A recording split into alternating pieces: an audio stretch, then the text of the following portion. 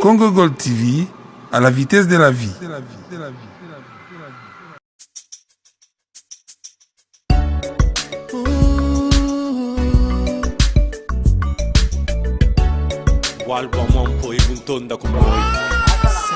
Bandeko balandi ya Congo Gold TV mbote na bino na ye na émission oyo spéciale pour bamama ya Londres baza na kanda mpona likambo ya trésor mputu bamama nyonso basiliki tolanda bango na micro ya Congo Gold TV.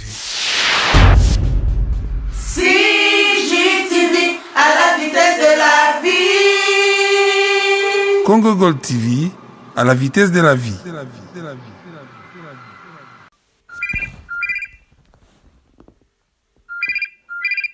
Allô? Papa nga nalingai na participer mokie na oyo elekaki na kini pona famille ya Trésor Putu mama na ye na mwasi na ye. Vraiment na ne sengota mokie te. Naza ne sengote jamais na makambo bo isalima wapi na ne salima te bokilo okende ko bundisa mwasi ya mwana na o soi-disant na mona nanu te.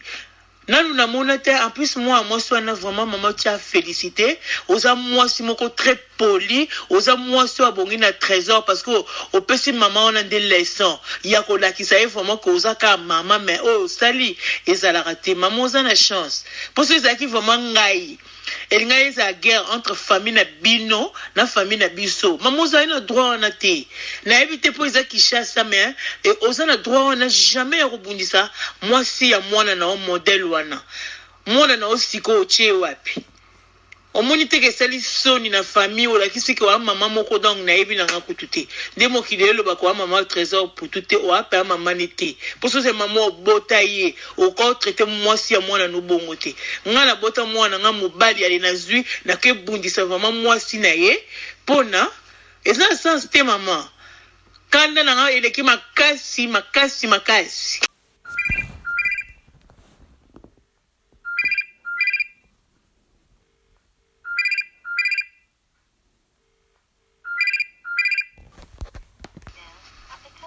Allô?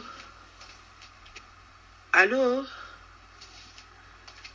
Oui, allô? En fait, Nania ipi kopé sa avis nangai, on Nania na lobela kanga makambu oyo. Désolé na famille à 13 ans pour tout, na Lubumbashi. Vraiment, étant que moi, si vraiment on est choqué. Je suis vraiment choquée moi personnellement parce que étant que maman Bokilo, et la maman Bokilo nanga ya solo, et le kuta vraiment kokosa la bongo na oyaza moi si à moi na yo penza, ils ont d'abord propreté, ils ont respecté. Kokanga moi na moi si kokata ye bilamba kobundisa ye devant bana na ye vraiment ezaki vraiment soni tozo lobela na communauté na biso makambo oyo esila vraiment ekoyoka na makambo Trésor Putu ye moko aza koloba que il préfère mieux maman Mayamba que maman Naya Botier. Vraiment, c'est choquant, c'est vraiment choquant.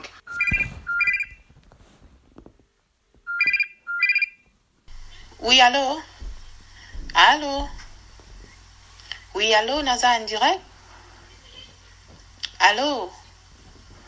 Oui, na bengi kaka parce que koloba la makamba Trésor Putu. Selon biso ba tout lembi makambo. To lembi yango vraiment. Et commis les lots Trésor, lobby Trésor. Alors, pour tout ça les kamunanzela. Selon ngai na monike Maman Mimi aza maman et Trésor. Tout en na internet Trésor aza koloba ke Mimi aza maman na été. Alors et l'autre quand na mukuzaka ke no Trésor akisa la Aden po to katel kam na mukuse. Alors ba nyonso ba roye ba ke no sikoyo Trésor aza mwana ma Mimi te aza mwana mayamba. En tout cas biso ba to singisa kaka Aden et Salama.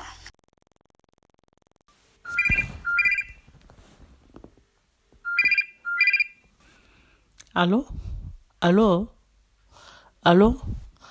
Papa, nga nalingi kaka na intervenir pour makambo ya trésor pour tout oyo.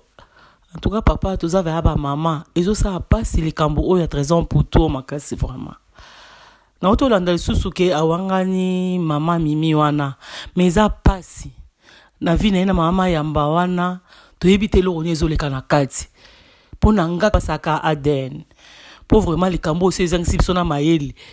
Ezo comment zangisa biso na kimia. En tout cas, vraiment, trésor pour tout. Allo, nous bien. Ben, interview na ya salina na moi c'est au Gloria. Na moni yango eza na sens mon côté. Makambazo lo ba vraiment y mora contrôler ki yango te. Papa vraiment ça la tout vraiment tozo vraiment tozo va kimia na likambo zo tungisa mitema na biso ba mama mingi. Ngai na ngaki na lo ba bongo.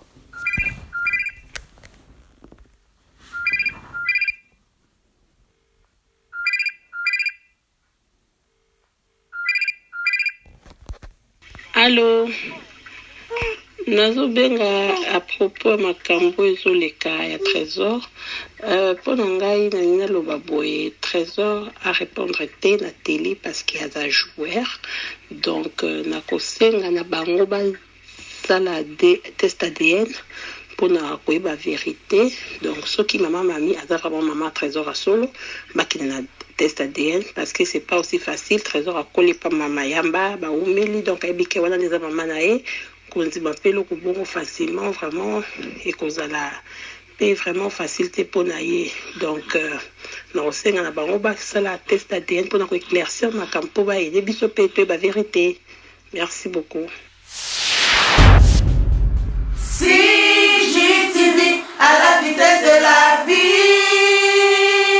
Congo Gold TV à la vitesse de la vie.